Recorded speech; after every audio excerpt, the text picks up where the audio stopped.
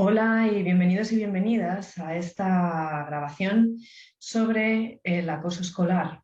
Voy a explicar desde un punto de vista criminológico cuáles son sus características fundamentales con el objetivo de poder conocer qué es el acoso escolar o también llamado bullying y de esta forma poder prevenirlo, detectarlo y poder intervenir en el caso de que ya se esté dando. Mi nombre es Victoria Pascual y os agradezco que estéis escuchando esta nueva píldora en mi canal de YouTube. Comenzamos. Bueno, lo primero será presentaros qué es lo que vamos a ver en esta pequeña píldora y lo he dividido en tres grandes bloques, toda la información, qué es el acoso escolar con sus características y los tipos de violencia que se pueden dar. En un segundo bloque veremos el perfil del victimario, de la víctima y de otros actores que forman parte de este tipo de violencia. Y por último podremos ver cómo detectar el acoso escolar y cuáles son las consecuencias que este tipo de violencia genera en sus actores y en el entorno en el que se desarrolla. Por lo tanto, este primer bloque, que es el acoso escolar, comienza con una definición de lo que es el llamado también bullying o acoso escolar, que sería, según Rosario Ortega, publicado en 2009, el maltrato o violencia escolar, que también se puede llamar así en español, sería una situación social en la que uno o varios escolares toman a un compañero como objeto de su actuación injustamente agresiva. ¿Qué se debe dar, aparte de esta definición básica, para considerar la existencia de acoso escolar o bullying?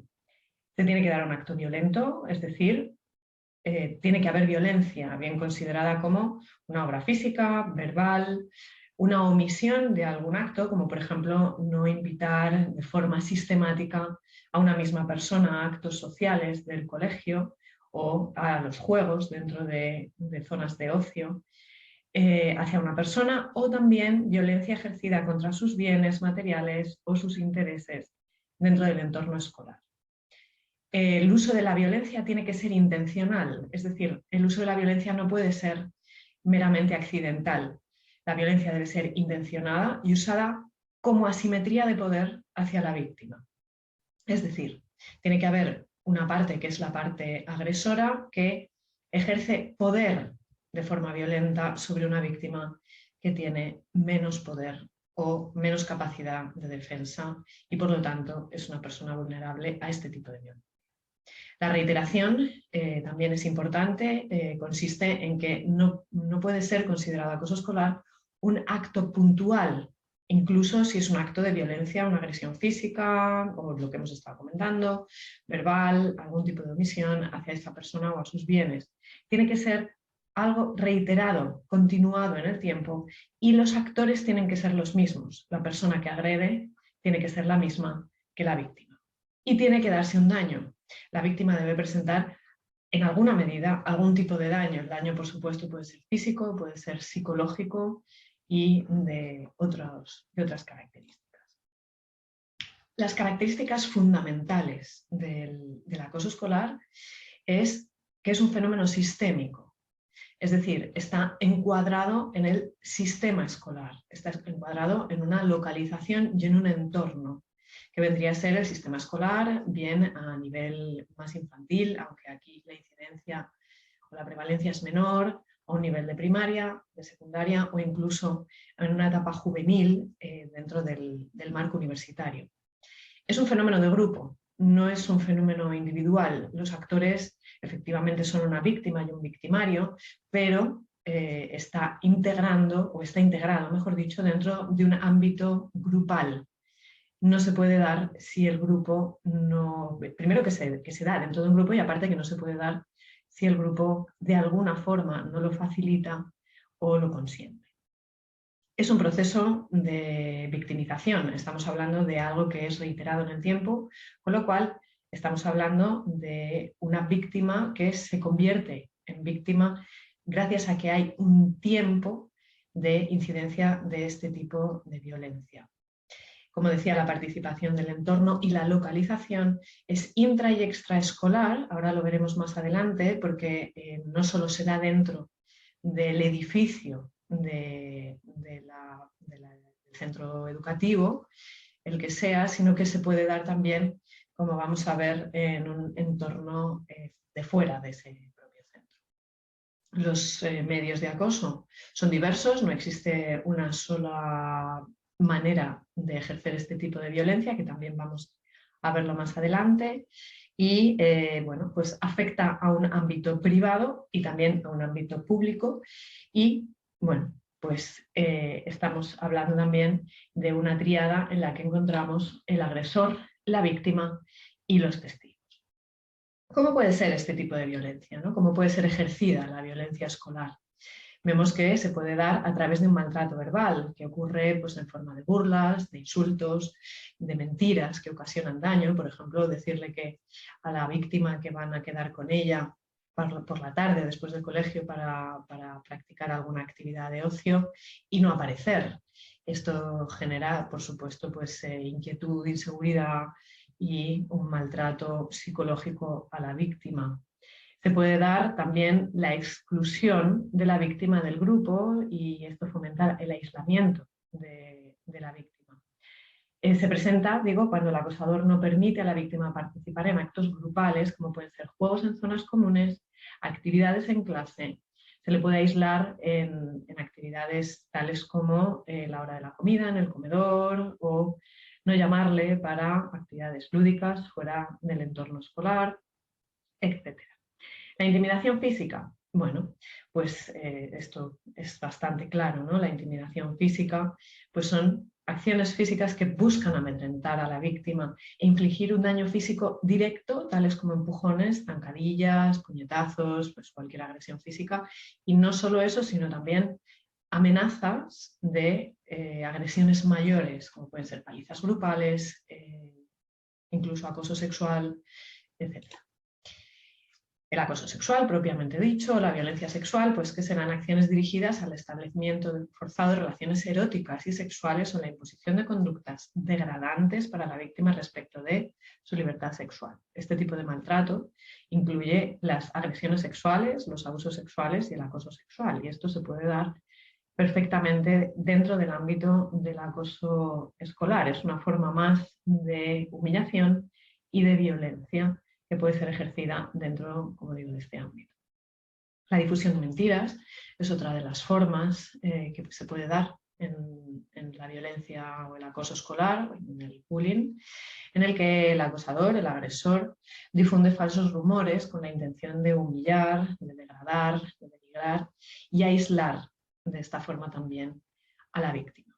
También se puede hacer un tipo de violencia contra los bienes de las víctimas. Les roban los objetos personales, los cambian de sitio para que, por ejemplo, no puedan utilizarlos en el horario escolar o tengan que perder su tiempo de ocio en los recreos para buscarlos.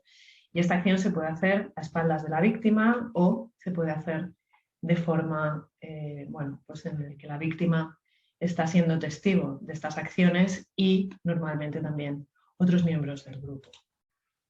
También se puede obligar a la víctima a hacer algo que no quiere hacer. La persona que acosa obliga a la víctima a realizar acciones tales como humillaciones, como puede ser a lo mejor pues, quitarse ropa o ensuciarse en el patio o jugar con niños más pequeños para de alguna forma, bueno, pues denigrarle delante de sus compañeros de grupo o incluso forzarle a realizar acciones violentas contra terceras personas. Encontramos también dentro de los ámbitos educativos y de la mano del acoso escolar el acoso racial, y es el uso de la raza o de algunas condiciones de estatus social o económicas de la víctima para ponerle en evidencia o para ejercer violencia sobre ella. Y por último, y es algo que pues recientemente tenemos más incidencia en este fenómeno delincuencial, que sería el ciberbullying, y que es un tipo de acoso que se realiza a través de las nuevas tecnologías. Encontramos dentro de este tipo de acoso algunas tipologías concretas de esta fenomenología delincuencial, como es el rumor spreading, que hemos hablado antes de él, que sería pues, pues la difusión de mentiras y rumores sobre la víctima, en este caso a través de redes sociales, a través de correos electrónicos, etc. Lo que se llama flaming, que sería un envío o publicación de mensajes hostiles a la propia víctima. El posting, en este sentido, sería pues, en redes sociales del estilo de Instagram o TikTok, pues subir contenido que puede resultar hostil o humillante para la víctima. Me salto un par para el posting, pues relacionarlo con el tagging and untagging, que es etiquetar o desetiquetar a la víctima según el objetivo, etiquetar para humillarla, desetiquetarla, por ejemplo, para aislarla. Tenemos también el information spreading, que esto consistiría en pues, subir contenido a redes sociales públicas sobre pues, información privada de la víctima, como puede ser su número de teléfono, como puede ser su dirección de correo electrónico, etc. Y por último encontraríamos dos formas más, que serían el sexting, si se consigue material de contenido sexual sobre la víctima de alguna forma, pues se le puede amenazar, se le puede chantajear con pues, difundirlo o directamente difundir este contenido entre el grupo de amigos o de forma absolutamente pública. Y por último, lo que se denomina como impersonation, que consiste en hacerse pasar por la víctima para subir contenido que puede ser humillante, difamatorio, etcétera, para la propia víctima. ¿Dónde se agrede? ¿Dónde se realiza este tipo de agresiones? Bueno, pues fundamentalmente dentro de los centros educativos, bien sean institutos, bien sean centros de educación primaria, secundaria, o como decía antes, ya en una etapa juvenil en entornos pues, o de formación profesional o universitarios. Y también en sus alrededores. En los alrededores de los centros educativos se suele dar mucha actividad de los grupos de estudiantes que forman parte de ese centro educativo, perdón, y en estos alrededores también se puede dar el acoso, así como en las zonas comunes de ocio, donde los escolares pueden salir a pasar tiempo fuera del centro escolar. Y recientemente en los medios virtuales, como hablábamos, el ciberbullying o el ciberacoso, tiene una característica muy especial y muy novedosa, y es que el acoso no termina cuando la víctima pues está en un entorno seguro, como puede ser su hogar, o como cuando va de vacaciones, hogar de familiares o de amigos íntimos, sino que el acoso se sigue dando a través de las nuevas tecnologías, con lo cual afecta de una forma mucho mayor, el impacto es mucho mayor, ya que el acoso no se puede evitar alejándose de determinadas zonas o de los agresores, sino que va a seguir afectando pues, en el día a día 24 horas. En el segundo bloque vamos a hablar de los perfiles de la víctima, del victimario y de otros actores, como adelantaba al principio, que forman parte de este tipo de violencia. En un primer acercamiento vemos el perfil del agresor, que suele ser una persona con baja empatía, que tiene pobres vínculos familiares o que pertenece a familias en las que la intervención con sus menores pues es escasa, bien a nivel de afectividad, bien a nivel de control, o incluso son familias negligentes. Estas personas, los agresores, suelen tener una fuerte necesidad de dominación y que vienen de la mano de un carácter impulsivo y de enfado fácil. Son personas iracundas a las que es difícil llevarles la contraria. Suelen tener también un carácter desafiante hacia la autoridad, que normalmente está personificada en la figura de los adultos que tienen alrededor, bien sus padres, sus tutores, sus profesores, etc. Suelen estar involucrados en actividades antisociales, bien dentro o fuera de los centros educativos, y suelen tener una alta autoestima y ser más fuertes que sus compañeros, sus pares. La víctima, por el contrario, pues suele tener una carencia de amistades de su edad, se suele llevar mejor con personas más adultas, en las que encuentra comprensión y en las que encuentra pues, una seguridad que le es rechazada o esquiva a la hora de integrarse con sus iguales. Suele tener una actitud pasiva y no reaccionar ante el acoso o las acciones violentas que padece.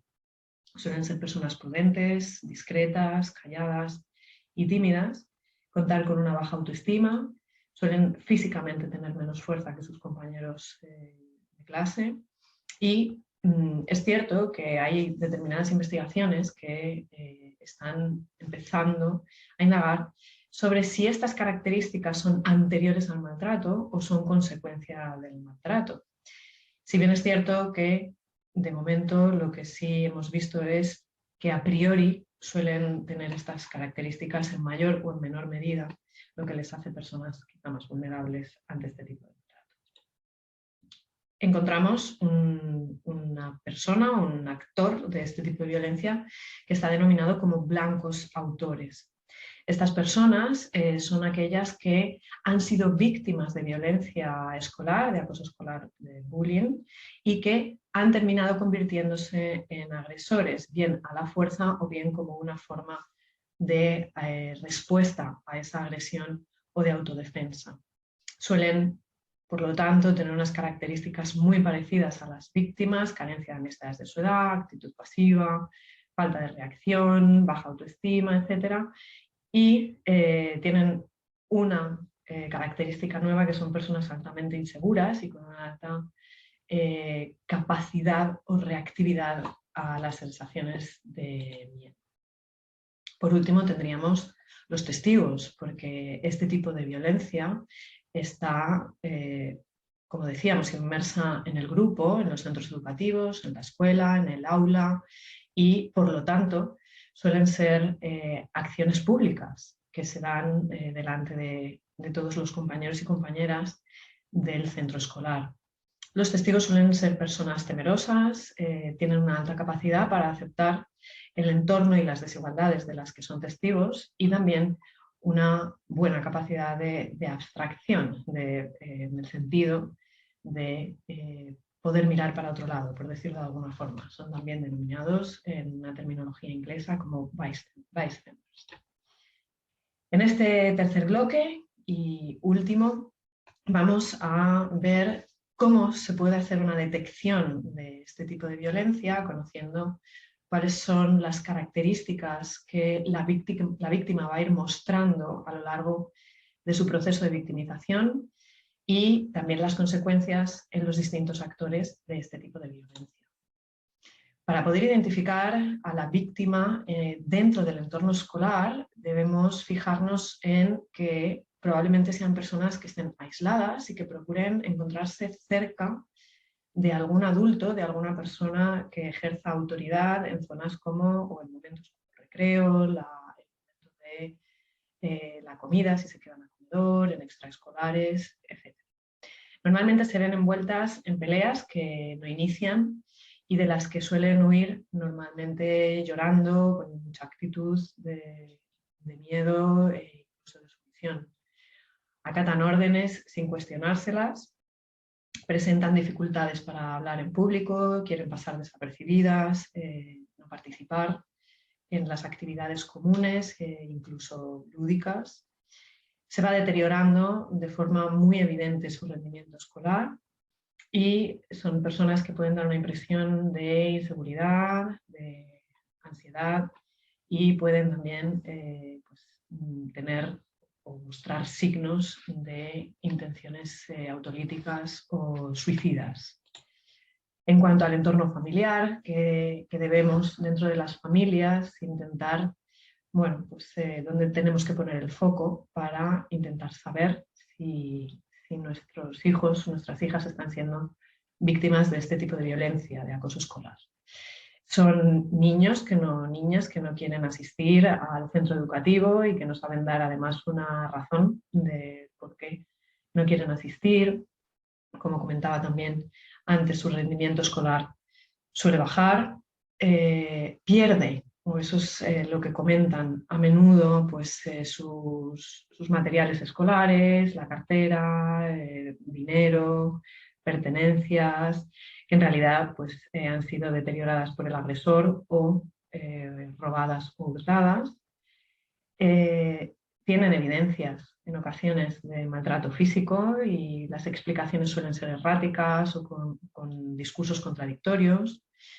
Vuelven a casa solos, sin ningún amigo, sin ningún compañero, y esa vuelta a casa puede ser ilógica o demasiado larga. Cada día a lo mejor vuelve por un sitio distinto para evitar encontrarse con sus agresores. Pierde o roba dinero en casa para poder recuperar o restituir aquellos materiales que han sido robados o hurtados sin tener que dar explicaciones. Y desarrolla problemas de conducta relacionados con el sueño, con la alimentación, con la irritabilidad, la depresión, etc. Bueno, las consecuencias del acoso escolar, según los autores Hinduya y Patchin, vemos que en las víctimas se desarrollan problemas relacionados, valga la redundancia, con el desarrollo de la personalidad. Son daños físicos también, son daños psicológicos. Como hablábamos, pueden presentar trastornos alimentarios de diversa gravedad, enfermedades crónicas. Tienen pobres relaciones interpersonales porque no generan relaciones con sus iguales y a veces tampoco generan relaciones con los adultos que les rodean. Tienen un bajo rendimiento académico que suele ir de mejor a peor, que va bajando, y desarrollan, como hablábamos también, problemas de conducta, presentando trastornos del miedo, ira, vergüenza, y aumentan en ellos la depresión y las probabilidades de suicidio. En cuanto a los agresores, encontramos que desarrollan una alta sensación de impunidad, lo cual les hace ir más allá y genera problemas de salud mental, trastornos narcisistas, etc. Y probabilidad de delincuencia en la edad adulta. Además, al contrario de lo que se puede pensar, ya que podemos quizá dirimir de todo lo que estamos hablando, que son personas que están muy integradas en sus grupos sociales por la imposición de la fuerza, que son personas pues con mucha popularidad, es al contrario, en realidad tienen una pobre integración social y sus relaciones son absolutamente superficiales y basadas en el miedo que se les tiene. En cuanto al resto de escolares, que están, pues de alguna forma están expuestos a un lenguaje violento y del terror, pues terminan aprendiendo que lo que funciona es la violencia y la ley del más fuerte. La convivencia con este tipo de acoso pues les hace desarrollar también pues, problemas de angustia, de ansiedad y una pobre visión de sí mismos, ya que no se ven capaces de intervenir o no se ven capaces de evitar estas situaciones a algunos de sus compañeros, por lo tanto desarrollan también sensaciones de impotencia e injusticia. Por supuesto, también afecta al claustro, al equipo docente, ya que la labor docente se complica muchísimo, se dan dificultades para desarrollar esta labor educativa y además genera también impotencia, desánimo y pues sensación de no poder evitar el sufrimiento de sus escolares. Por último, dentro de todo el conjunto de la comunidad educativa, pues podemos ver que la convivencia se daña, que hay una pérdida de confianza en la gestión del centro educativo, de la normativa y de su buen hacer incluso a nivel ya no solo moral, ético, sino que también puede dañar la visión y la gestión, evidentemente, de la parte académica. Para ir finalizando, me gustaría dar algunos datos sobre este tipo de violencia. En el año 2017 se dieron 1.054 casos de acoso escolar en España, fueron reportados por las fuerzas y cuerpos de seguridad, tanto del Estado como de las comunidades, me refiero que no todas se llaman del Estado. También, esta cifra va en aumento, si bien es cierto que en los años que han transcurrido en pandemia, pues ha habido pues, una bajada de este tipo de violencia porque no había no se acudía al entorno escolar. El tipo de víctima suele ser un varón, hay una prevalencia de los varones víctimas, como también hay una prevalencia del agresor varón. Se suele dar este tipo de violencia con mayor incidencia en la secundaria, entre los 12 y los 14 años de edad, y se suele dar más en las escuelas públicas. Aquí pongo en la presentación ojo, porque en principio se podría pensar que no es que haya mayor incidencia, sino que hay mayor, mayor notificación y mayor denuncia de este tipo de acciones, ya que las escuelas privadas e incluso las escuelas concertadas suelen intentar resolver este tipo de violencia dentro del centro educativo sin dar notificación fuera del mismo. En cuanto a qué tipo de violencia sufren los distintos sexos, podemos ver que las mujeres, que las niñas, las adolescentes sufren una violencia más de tipo sexual y de ciberbullying, mientras que los varones, los chicos, suelen sufrir violencia física y económica y contra su propiedad. Os facilito una serie de recursos muy útiles para poder denunciar y para poder tener más información sobre este tipo de violencia. Encontramos el teléfono que os he puesto en rojo y el chat de ANAR, que tenéis también la dirección. Ese chat está especialmente pensado para personas que puedan tener alguna necesidad especial auditiva o visual. Tenemos también un email para niños y adolescentes y otro para adultos. Cualquiera puede denunciar y debe denunciar si es conocedor de este tipo de violencia en cualquier momento. Todos estos recursos tienen una disponibilidad de 24 horas. Y sin más, solo quiero ya dar las gracias por haber visualizado este vídeo y os ruego que se lo facilitéis a cualquier persona que consideréis que le pueda ser de utilidad. Si conocemos a qué tipo de violencia estamos expuestos, podremos prevenirla. Y no solo para las víctimas, sino también para los agresores, porque los datos dicen que hay muchas personas que ejercen violencia o que son testigos de la misma, que no son conscientes de que la están viviendo. Así que nada más, espero que haya sido de utilidad. Mi nombre es Victoria Pascual y os animo a seguirme en redes. Muchas gracias.